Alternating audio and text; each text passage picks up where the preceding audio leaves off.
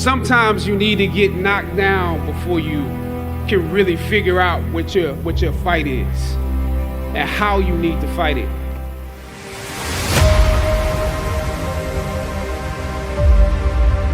I remember walking across this yard on what seemed to be a random day, my head down, lost in my own world of issues, like many of you do daily. I'm almost at the center of the yard. I raised my head and Muhammad Ali was walking towards me. Time seemed to slow down as his eyes locked on mine and opened wide. He's raised his fist into a quintessential guard. I was game to play along with him, to act as if I was a worthy opponent. What an honor to be challenged by the GOAT, the greatest of all time, for a brief moment. His face was as serious as if I were Frazier in the Thriller in Manila.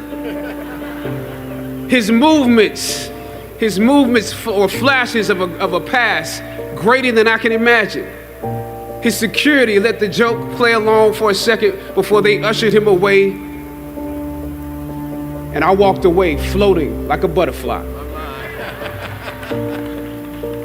I walked away amused at him, amused at myself, amused at life for this moment that almost no one would ever believe.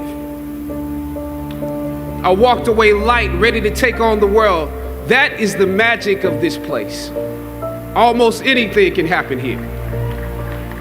Throughout ancient times, institutions of learning have been built on top of hills to convey that great struggle is required to achieve degrees of enlightenment.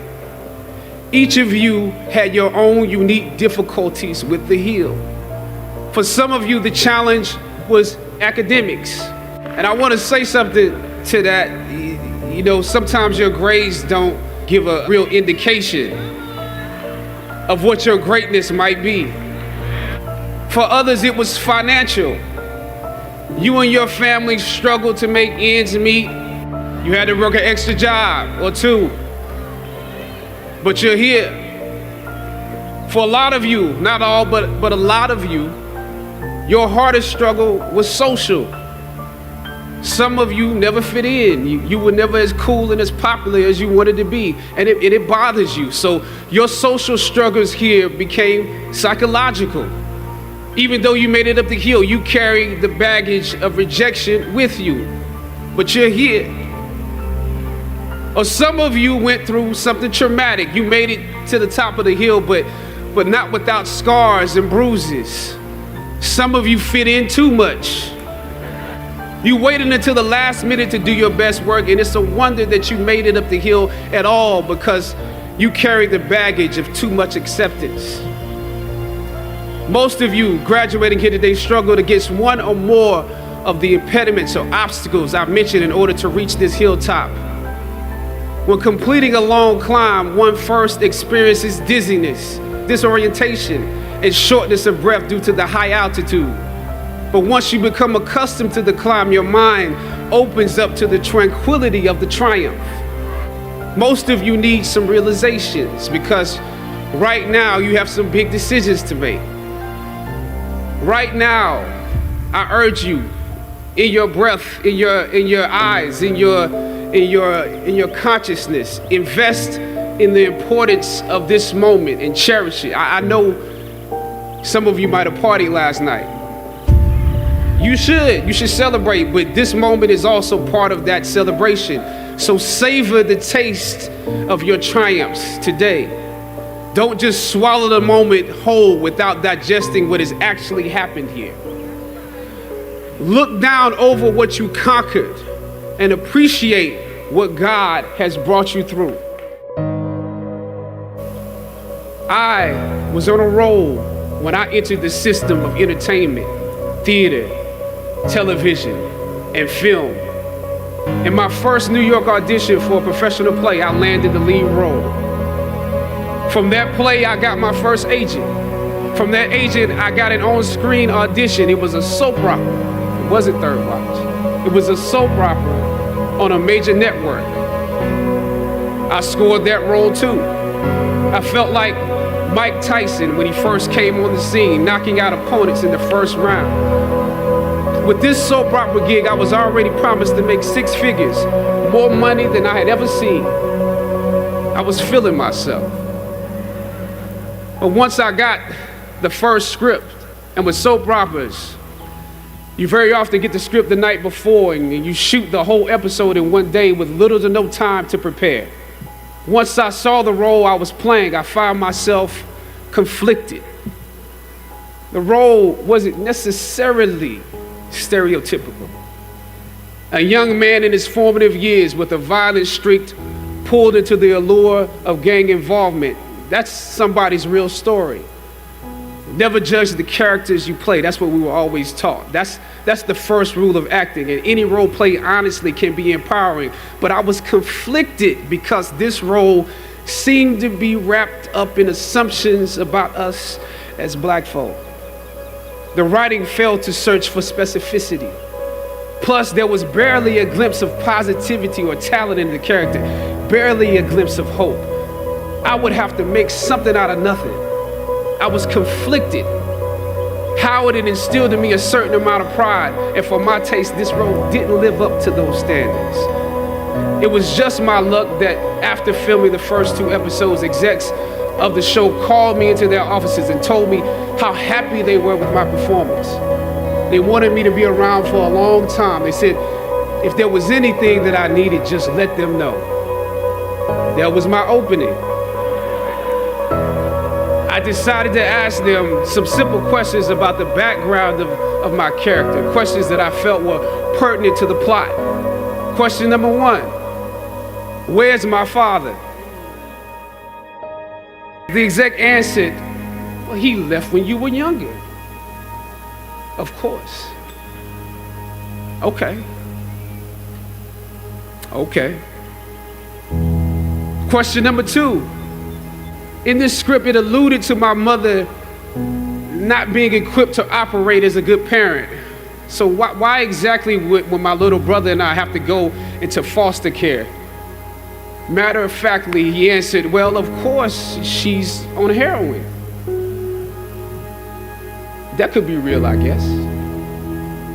But I didn't want to assume that's what it was. If we're around here assuming that the black characters in the show are criminals on drugs and deadbeat parents, then that would probably be stereotypical, wouldn't it? That word stereotypical lingered. One of the execs pulled out my resume and began studying it. The other exec wore a smile, trying to live up to what they had promised me only a few moments before. If there's anything you need, just let us know. She said, as you have seen, things move really fast around here. But we are more than happy to connect you with the writers if you have suggestions. Yeah, I said, that would be great. I said, because I'm just trying to do my homework on this. I didn't know if you guys had decided on all the facts, but maybe there's some things we could come up with, some talent or gift that we could build. Maybe he's really good at math or something. He has to be active. I'm doing my best not to play this character like a victim. So you went to Howard University, huh? The exec holding my resume interrupted, peeking over the pages. Yes, I said proudly. He slid my resume back in his desk and said, thank you for your concerns. We'll be watching you. I left the office. I shot the episode I had come in to shoot on that day. Probably the best one I did out of the 3 because I got what was bothering me off my chest. I was let go from that job on the next day. A phone call from my agent. They decided to go another way. The questions that I asked set the producers on guard and perhaps paved the way for a less stereotypical portrayal for the black actor that stepped into the role after me. As the scripture says, I planted the seed and Apollos watered it, but God kept growing. God kept it growing. Yet and still, when you invest in a seed, watching it grow without you, that is a bitter pill to swallow. A bitter pill. Anybody that's ever been fired knows what I'm talking about. Even if you really don't want the job, when they let you go, it's like any breakup. You act like you don't care. I didn't need that damn job anyway. I didn't need them. But when you have those moments alone, you start to wonder if there was a better way to handle it. And if you could have handled it better, maybe you could help your family. And then before you know it, you're broke. And you find yourself scraping together change just so you can ride the subway so that you can get the next job. And maybe if you could book something else, that would eclipse the feeling of doubt that's building. But it seems like you can't pay them to hire you now. My agents at the time told me it might be a while before I got a job acting on screen again. But that was fine because I never wanted to act in the first place. And I definitely didn't want to be caught dead going after a fake Hollywood pipe dream. I'm more of a writer-director anyway, so forget their stories. I can tell my own stories. As conflicted as I was before I lost the job, as adamant as I was about the need to speak truth to power, I found myself even more conflicted afterwards. Sometimes you need to get knocked down before you can really figure out what your fight is and how you need to fight it. At some point, my mind reverted back to my experiences here, to the professors that challenged me and struggled against me. Finally, I thought of Ali in the middle of the yard, in his elder years, drawing from his victories and his losses. At that moment, I realized something new about the greatness of Ali and how he carried his crown. I realized that he was transferring something to me on that day. He was transferring the spirit of the fighter to me. Sometimes you need to feel the pain and sting of defeat to activate the real passion and purpose that God predestined inside of you. God says in Jeremiah, I know the plans I have for you. Plans to prosper you and not to harm you. Plans to give you hope and a future. Hear me well on this day. When you have reached the hilltop and you are deciding on next jobs, next steps, careers, further education, you would rather find purpose than a job or a career. Purpose crosses disciplines. Purpose is an essential element of you. It is the reason you are on the planet at this particular time in history. Your very existence is wrapped up in the things you are here to fulfill. Whatever you choose for a career path, remember the struggles along the way are only meant to shape you for your purpose. When I dare to challenge the system that would relegate us to victims and stereotypes with no clear historical backgrounds, no hopes or talents, when I questioned that method of portrayal, a different path opened up for me. The path to my destiny. When God has something for you, it doesn't matter who stands against it.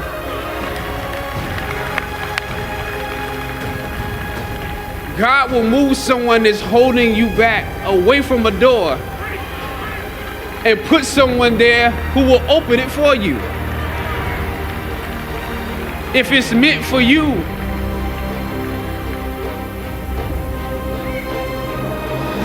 I don't know what your future is, but if you're willing to take the harder way, the more complicated one, the one with more failures at first than successes, the one that has ultimately proven to have more meaning, more victory, more glory, then you will not regret it.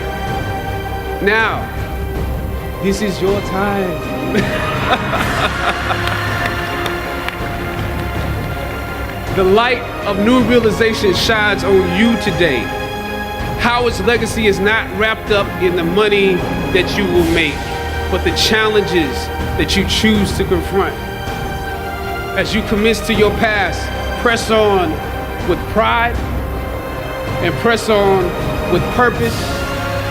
God bless you. I love you, Howard. Howard forever.